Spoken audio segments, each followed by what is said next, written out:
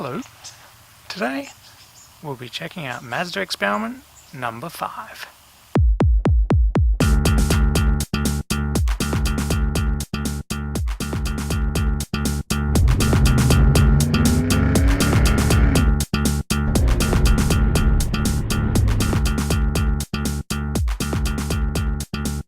There we go. Air conditioning that works. It's a chilly 7-degree morning in Melbourne, Australia, and today I have for you a 91 MX5 that we're going to review. And it's mostly standard other than the wheels. So let's get into it. Now, you can't have a sports car without an engine. And this one does have an engine. However, it only puts out 85 kilowatt out of its 1.6 litre double overhead cam motor and 130 newton meters of torque. Is that much? No, it's not. But in saying that, it only weighs 930 kilos. So it does an adequate effort. Now on to the boot. Now, to open the boot, there's no fang-dangle remote or anything like that. No lever on the interior to open the boot. It's all via this one little key.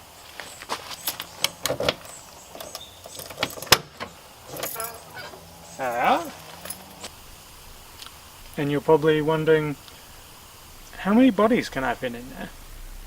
Well, probably one, finely chopped, and even then you'll probably still be struggling to close the boot, because taking up the boot space is a space saver spare wheel, because there's no way you could fit a full size in there, and on this side a battery as well that takes up probably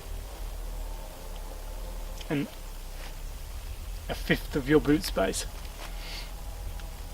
On top of that, you might be able to get your weekly grocery shopping in there if there's nothing too big.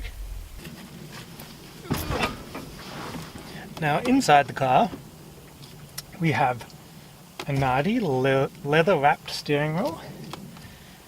We have an aftermarket Kenwood head unit. We have a manual gearbox, 5-speed. I'm 6 foot, and you know what? It's a small car, but I fit. My head just misses the roof, and so anyone 6 foot or maybe a little bit taller can fit in here probably quite comfortably, which is good. A lot of small cars don't have that. We have electric windows in this car. This car does have air conditioning. However, it doesn't work. But I guess that is what this is for. There we go. Air conditioning that works. For this 7-degree morning, however, I'll probably be using the heater, in which works well, mind you. Quite toasty. We have a little compartment here which also has the lever for the fuel cap. We have a glove box and not much else. No power steering, no cruise control. There's no real electrics at all in this car, other than electric windows. But I'm okay with that.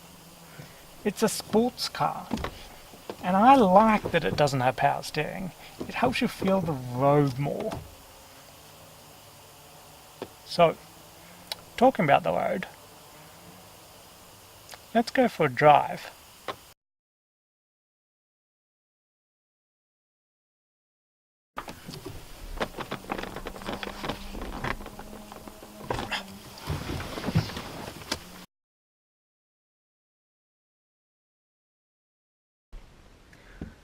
we're back in the car, ready to go, and now I've found one of my first problems.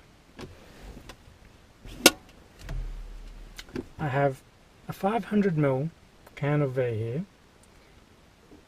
and nowhere to put it, and I have a manual, so I have a stick in this hand and a wheel in this hand. What's going to happen to this?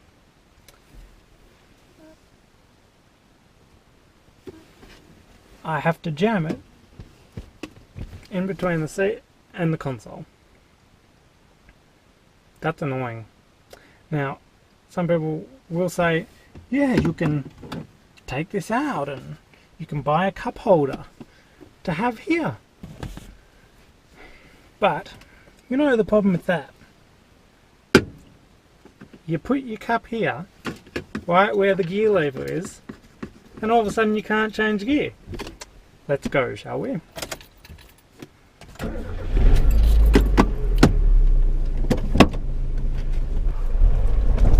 Now,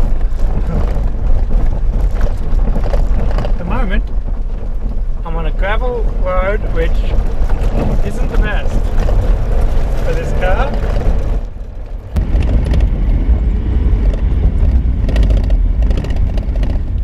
As it turns out, I was lost.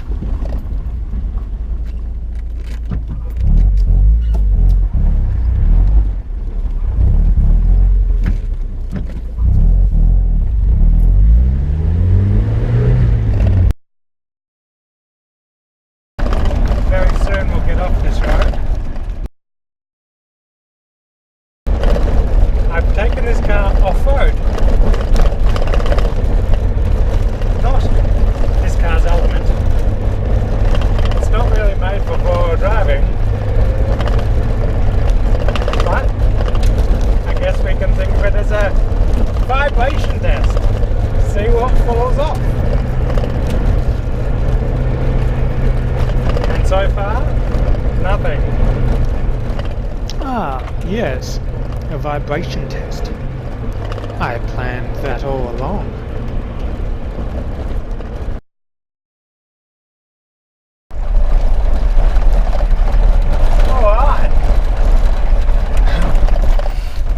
Enough of the vibration test. Back onto the tarmac. 6,000 RPM. The first thing I notice about this car, when you just go above 80 kilometers an hour, there starts to become a noise. There's road noise coming from the floor pad. There's wind noise coming from the soft top. I'll do a little gap here. When you grab the soft top and pull it down a little bit, it tends to go away.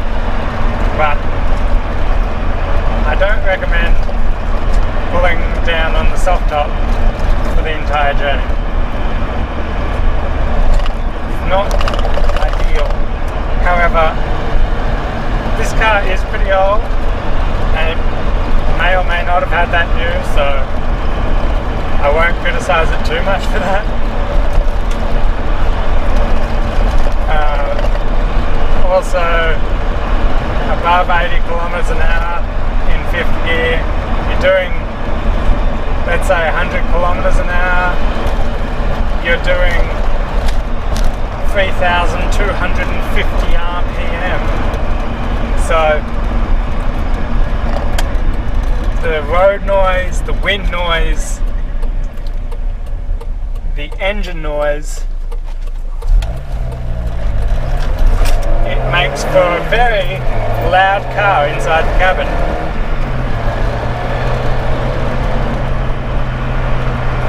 So here we go, 100 kilometers an hour. I don't know if you can hear that on the microphone, but it's very loud. I had a decibel meter in here, and at 100 kilometers an hour, it was 80 decibels. 80. I would rather listen to a blender.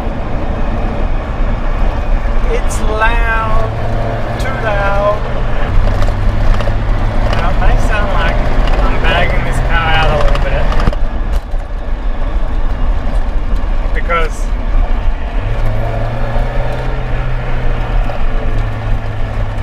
at high speeds it is loud, it is noisy, but this is a weekend car more thing, you know, it's a fun car, it's a sports car, it's not a car you buy to do highway drives in. It's made for stuff like this.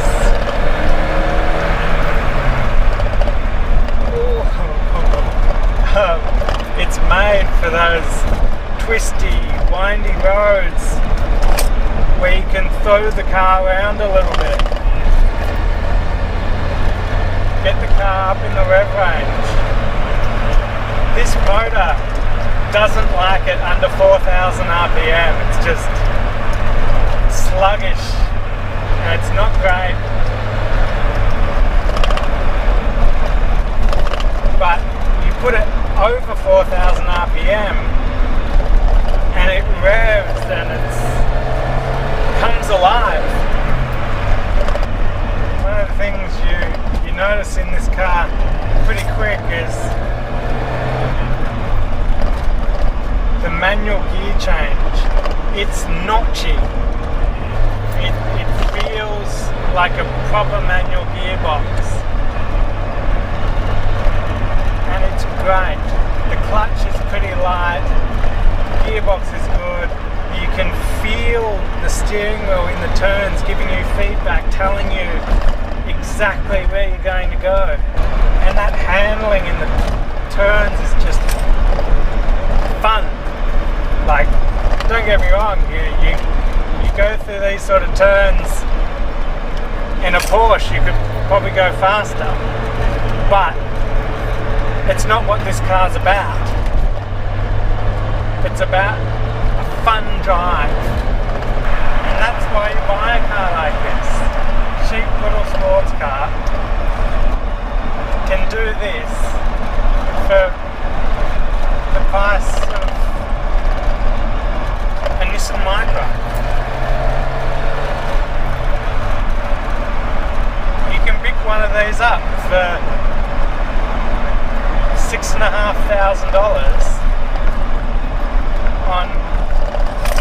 on the market in Australia right now, and you couldn't do this in the Nissan Micro. Well, you could. It wouldn't be as fun though.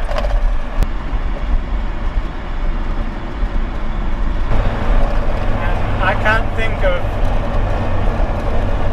any other car on the market right now in this price range that is as much fun as this for that money. But how does the car ride amongst all this? Well, it's a little bit harsh, but not so harsh that you're dreading going over a pebble.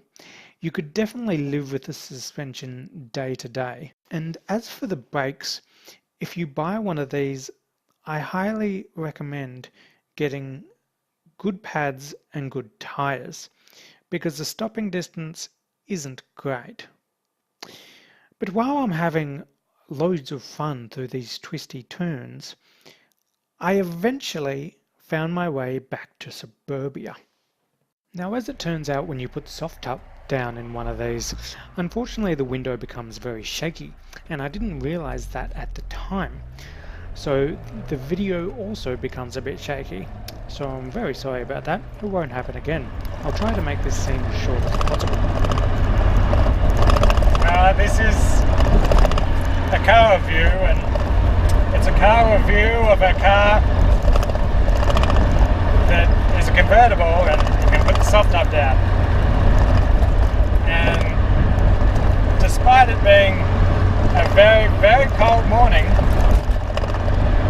it would be criminal of me not to have the soft top down at one point during this review.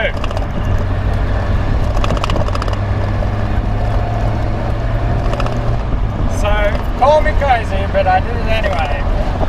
And let me tell you, my testes are half the size they were before. And you know what? When you have the soft top down, there's not as much noise anymore. There's not that wind noise going over the soft top. Some of that noise from the engine goes away. And it's just more fun. Yeah, it's cold, but it doesn't matter because the fun takes that away. You're not thinking about how cold it is. You have an open feel above you and you're not enclosed anymore in this little tiny cabin. And it just adds to how good this car is, particularly for the price. It just brings a smile to your face.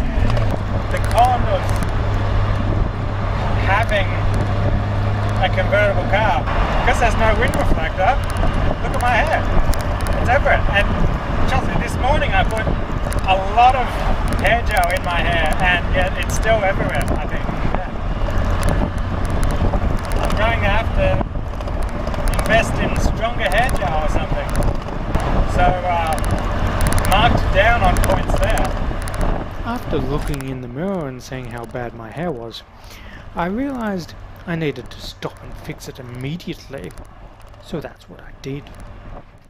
Now we've taken it for a drive, and what haven't we discussed on this yet?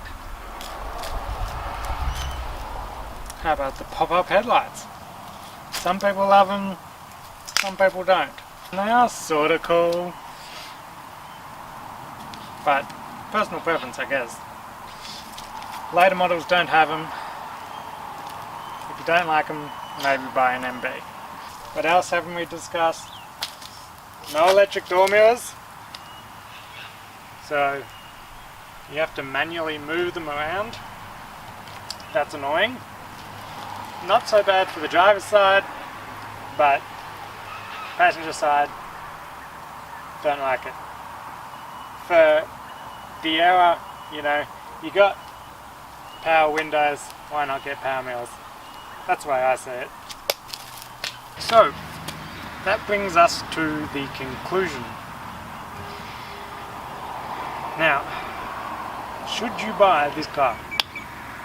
And what type of person is this really for? A lot of people say these are girls' cars and they're a feminine type of car. I don't think they're just a girl's car.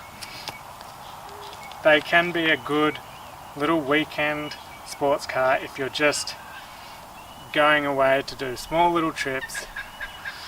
Are they a car to buy daily driving?